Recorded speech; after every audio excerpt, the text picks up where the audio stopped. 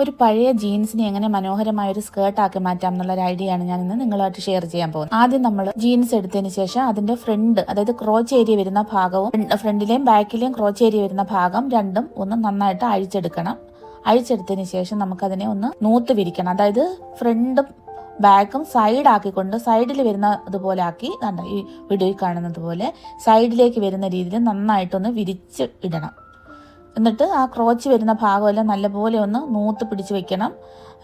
ചുളിവൊന്നും ഉണ്ടാവരുത്. രണ്ട് പാളിയും നന്നായിട്ട് തന്നെ നൂത്ത് വിരിക്കണം. കാരണം നമ്മൾ കട്ട് ചെയ്യുമ്പം ഏറിയും കുറഞ്ഞൊക്കെ പോകാനുള്ള ചാൻസ് ഉണ്ട്. അതുകൊണ്ട് നന്നായിട്ടൊന്ന് വിരിച്ചിടണം. വിരിച്ചിട്ടതിന് ശേഷം നമുക്ക് എത്രയാണോ ഇറക്കം വേണ്ടത്, ഞാനിവിടെ ഒരു പാവാട വെച്ചിട്ടാണ് അളവെടുക്കുന്നത്. അതിന് എനിക്ക് 32 ഇഞ്ചാണ് ഇറക്കം വേണ്ടത്. 32 ഇഞ്ച് ഇറക്കം വേണ്ടുമ്പോൾ നമുക്ക് 1 ഇഞ്ച് മടക്കി അടിക്കാനും കൂടെ ചേർത്ത് 33 ഇഞ്ച് മതി. കാരണം മുകൾ ഭാഗത്ത് നമ്മൾ പട്ടയൊന്നും വെച്ചടിക്കേണ്ട. കാരണം ജീൻസ് അങ്ങനെ തന്നെ ഉള്ളതുകൊണ്ട് നമുക്ക് അവിടെ എക്സ്ട്രാ ഒന്നും ഇടണ്ട. ഇവിടെ അടിയിൽ മാത്രം 1 ഇഞ്ച് മടക്കി അടിക്കാനുള്ള 1 ഇഞ്ച് കൂടുതൽ ഇട്ടാൽ മതി. അപ്പം ഞാൻ 33 ഇഞ്ചിലാണ് ഇവിടെ മാർക്ക് ചെയ്ത് കൊടുക്കുന്നത്. മാർക്ക് ചെയ്തതിന് ശേഷം നമുക്ക് ഒരു സ്കെയിൽ ഉപയോഗിച്ച് അതിനെ ഒന്ന് സ്ട്രെയിറ്റ് ആയിട്ട് വരച്ചു കൊടുക്കണം.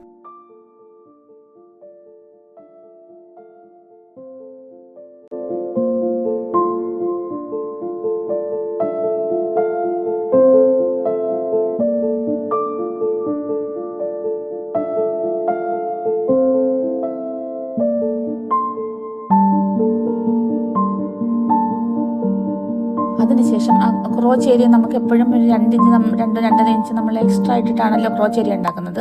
അത് നമുക്ക് ഇവിടെ സ്ട്രെയിറ്റ് ആക്കി ചെറിയൊരു കർവ് കൊടുത്തുകൊണ്ട് നമുക്കതിനെ ഒന്ന് ചെറുതായിട്ടൊരു കർവ് കൊടുത്ത് നമുക്കത് മാർക്ക് ചെയ്ത് വെട്ടിക്കളയണം. കണ്ടോ, 2 സൈഡിലെ ക്രോച്ച് ഏരിയയും ഇതുപോലെ നമുക്ക് ഒന്ന് ചെറുതായിട്ട് കർവ് ചെയ്ത് തന്നെ വെട്ടിയെടുക്കണം.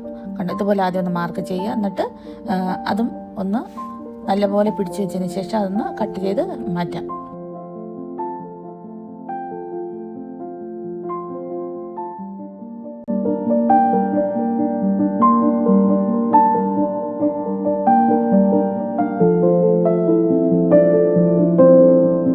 കട്ട് ചെയ്ത് മാറ്റിയതിന് ശേഷം നമുക്ക് ഈ 2 സൈഡും, അതായത് ഫ്രണ്ട് ബാക്ക് നമ്മളിപ്പോൾ കട്ട് ചെയ്തത് താഴെ വരെ ഒന്ന് നന്നായിട്ട് അടിച്ചെടുക്കണം. 2 സൈഡും നന്നായിട്ട് അടിക്കണം. 2 സ്റ്റിച്ചെങ്കിലും മിനിമം കൊടുത്ത് നന്നായിട്ട് അടിച്ചെടുത്തോണ്ട് വരാം.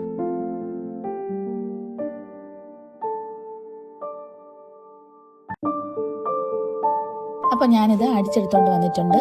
ഇത് അടിച്ചതിന് ശേഷം നമ്മൾ ചെയ്യേണ്ടത് എന്താണെന്ന് വെച്ചാൽ നമ്മുടെ സൈഡ് ഭാഗത്തെ സ്റ്റിച്ച് അഴിച്ചു കൊടുക്കണം പകുതി വരെ. കാരണം നമുക്കവിടെ സ്ലിറ്റ് ഇടാനുള്ളതാണ്. സ്ലിറ്റ് ഇട്ടില്ലെങ്കിൽ നമുക്ക് അടിയിൽ ലൂസ് ഇല്ലാത്തതുകൊണ്ട് കാല് തട്ടാൻ ചാൻസ് ഉണ്ട്. അതുകൊണ്ട് നമ്മൾ അടിഭാഗം ഒന്ന് കുറച്ച് ഭാഗം അഴിച്ചെടുക്കണം. അഴിച്ചെടുത്തതിന് ശേഷം കണ്ടോ, ഇതുപോലെ നേരെ വിരിച്ച് ഫ്രണ്ടിൽ തന്നെ വരുന്ന രീതിയിൽ, അതായത് ക്രോച്ച് ഏരിയ ഉള്ള ഭാഗം നേരെ വരുന്ന രീതിയിൽ തിരിച്ചിടണം.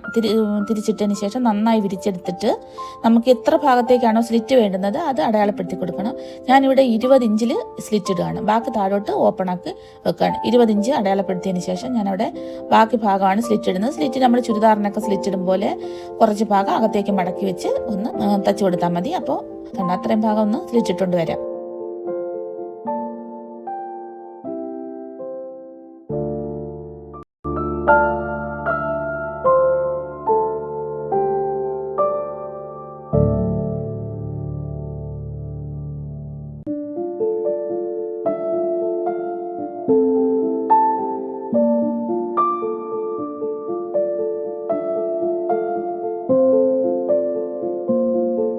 സ്ലിറ്റ് ഇട്ടതിന് ശേഷം അടിഭാഗം ഒന്ന് മടക്കിയും കൂടെ അടിച്ചു കൊടുക്കാം. അപ്പം ഞാൻ അടിഭാഗം മടക്കി അടിച്ച് സ്ലിറ്റ് ഇട്ട് കൊണ്ടുവന്ന് ഇട്ടുണ്ട് ലുക്ക് വരുന്നത്. ഇനി നമുക്ക് ഇതിനെ എങ്ങനെ വേണമെങ്കിലും നമുക്ക് ഡിസൈൻ ചെയ്യാം. അല്ലെങ്കിൽ ഡിസൈൻ ചെയ്യാതെ തന്നെ ഇത് നല്ല ഭംഗിയായിരിക്കും.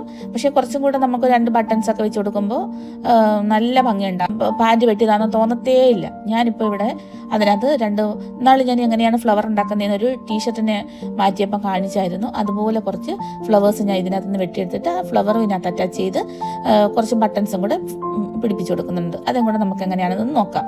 ഈ ഡിസൈൻ ചെയ്യുന്നത് എപ്പോഴും നമ്മുടെ ഐഡിയാസ് അനുസരിച്ചിട്ട് മാറ്റി തിരിച്ചു വയ്ക്കാം. അപ്പോഴേ നമുക്ക് നമ്മുടേതായ ഒരു ഡ്രസ്സിന് നമ്മളുടേതായ ഒരു ലുക്ക് കിട്ടത്തുള്ളൂ.